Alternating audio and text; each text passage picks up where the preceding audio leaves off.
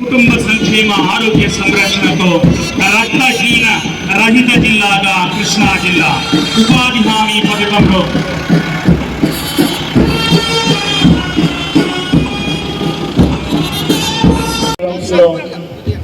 జరుగుతున్న ఈ కార్యక్రమానికి ముఖ్య అతిథిగా హాజరు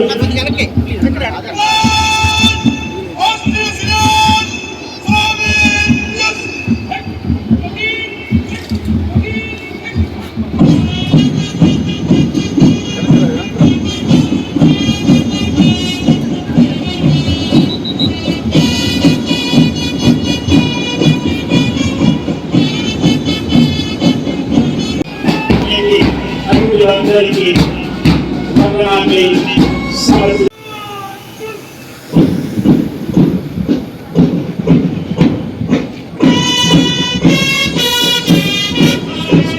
పరిశీలన అనంతరం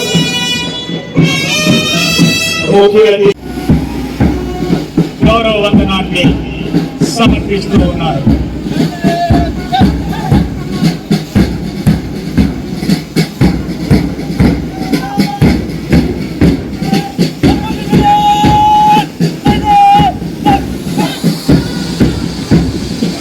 ఐదు కంటింజెంట్ల కవాతు దళం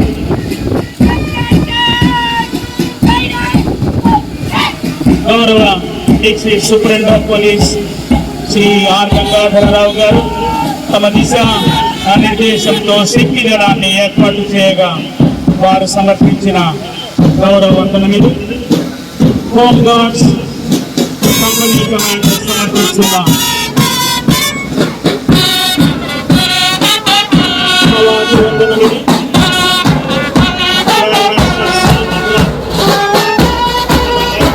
మన దేశం 1950వ సంవత్సరం జనవరి 26న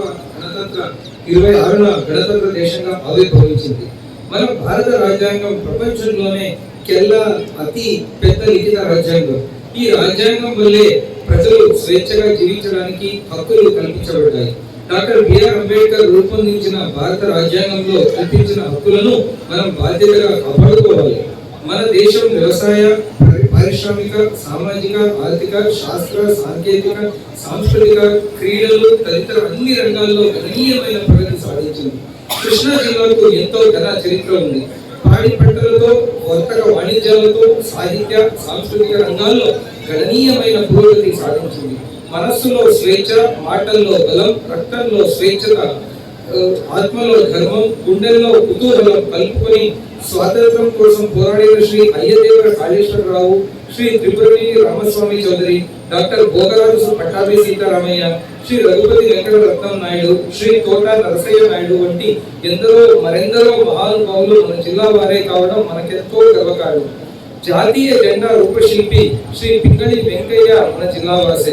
శ్రీ ముట్నూరి కృష్ణారావు స్థాపించిన కృష్ణా పత్రిక, శ్రీ కాశీనాథుని నాగేశ్వరరావు బంధువులు స్థాపించిన ఆంధ్ర పత్రికతో జాతీయోద్యమంలో జిల్లా కీర్తి నలుదిశలా వ్యాపించింది. ఈ సందర్భంగా వారి జ్ఞాపకాలను గుర్తు చేసుకుంటున్నాము.